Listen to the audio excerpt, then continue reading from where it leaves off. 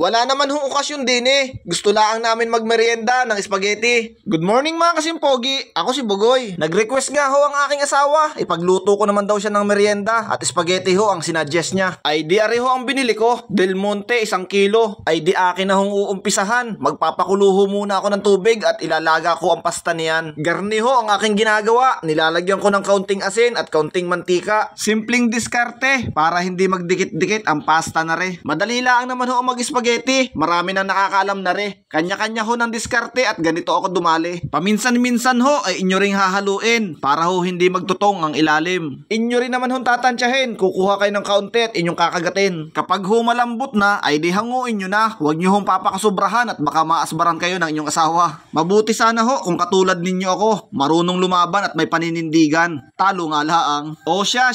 Aray atin na hong huhugasan para ho lumabigyan. Bago natin itabi sa isang lagayan. Ari naman hong mga rekado at pampalasa ang aking titirahin. Akin na hong mamadaliin para tayo makakain. 2 buo ho ng sibuyas at 1 ulo ng bawang ang aking isasama. Para ho ang ating spaghetti sauce ay mas malasa. Gagayatin ko lang ho ng papagayaan at yung food processor na mamaya ang bahalang magpaliit diyan. Ari ho ay napakasimple lang ang gamitin. Wala hong kahirap-hirap. Ilalagay nyo lang sa loob at saka pipindutin. Ari ho ay napakatulin. Ilang segundo lang kahit karne kayang gilingin. Maganda ho aring pantadtad ng sibuyas kahit marami. Lalo na kung ikaw ay iyakin. Yan pa namang sibuyas ay napakahiwaga. Magagayat ka laang ay talaga man lanag pa ang luha. Digay daig pang pinangakuan tapos iniwan ng jowa. Isusunod ko naman ho aring karne. 1/4 laang ang nabili ko sa palengke. Hindi ko sadya pinagiling para masubukan ko rin din eh. Garni ho sadya ang ginagamit ko kapag nag-e-spaghetti. Pero pwede rin naman ho kayong gumamit ng karne norte. Shoutout nga ho pala sa lahat ng magbe-birthday ngayong January. Meron ga ho akong ka-birthday diyan ngayong darating na 23. Ay baka ho meron. Atin na lang ang pagsamahin ng ating handa para mas marami at isang selebrasyon. Ang ginamit kong hotdog din ay yung maliliit na bingo. Areho ay 1/2 kilo. Ginayat ko lang ho ng papagayan at papagayon tapos 1 balde na ring jolly mushroom. Sayang nakabuti. Tumubo pa sa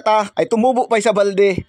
Magkakamali pa ng masasabi. Kailangan din ho aring paramihin kaya aking gagayatin para matikman ang lahat ng kakain. Ikaw gay naiinip na. Huwag ka namang maiinis. Akin ang gagayatin ng cheese na 2. Ari naman hong mga ginagamit ko ay optional. Pwedeng meron, pwedeng wala. Akin lang ho nilagyan dahil ang nag-request ng spaghetti ay ang aking mahal.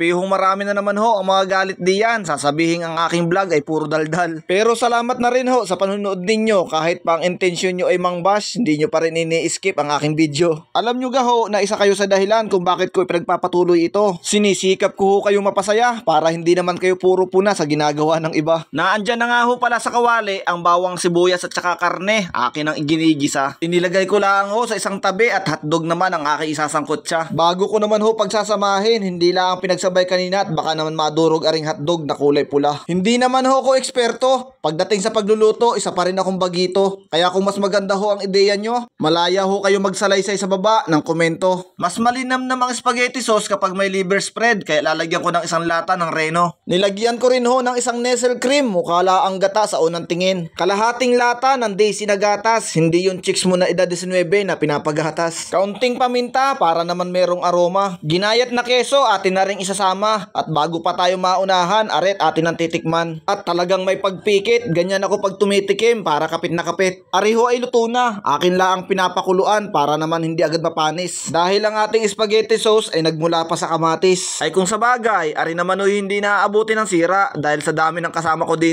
ubos na ari mamaya. Inyo rin gahong nalalaman na sa mga kain ng pangsosyalan, lalo sa mga kaibigan kong mayayaman, ang spaghetti sauce at saka pasta ay hindi nila agad pinagsasama. Pero pag sa mga tulad ho natin pagkain pangmasa, yun ay hindi maaari, diga? Dahil pag minamalas-malas at ikay pahuli-huli, wala ka nang aabutang spaghetti sauce kundi puro pasta. Aba, ay tara na ho din na tayo kakain. Kayo ho ay magkusa na. Ano kaya gayaan? May lasa? Talagang sa reaction palaang ay mukhang masarap na. Ay sadya naman ho hindi ako gagawa ng hindi mapapakinabangan at mapupulaan lamang. Sige ho, hanggang din na lang. God bless sa lahat. Salamat ang marami sa inyong panonood. Paalam!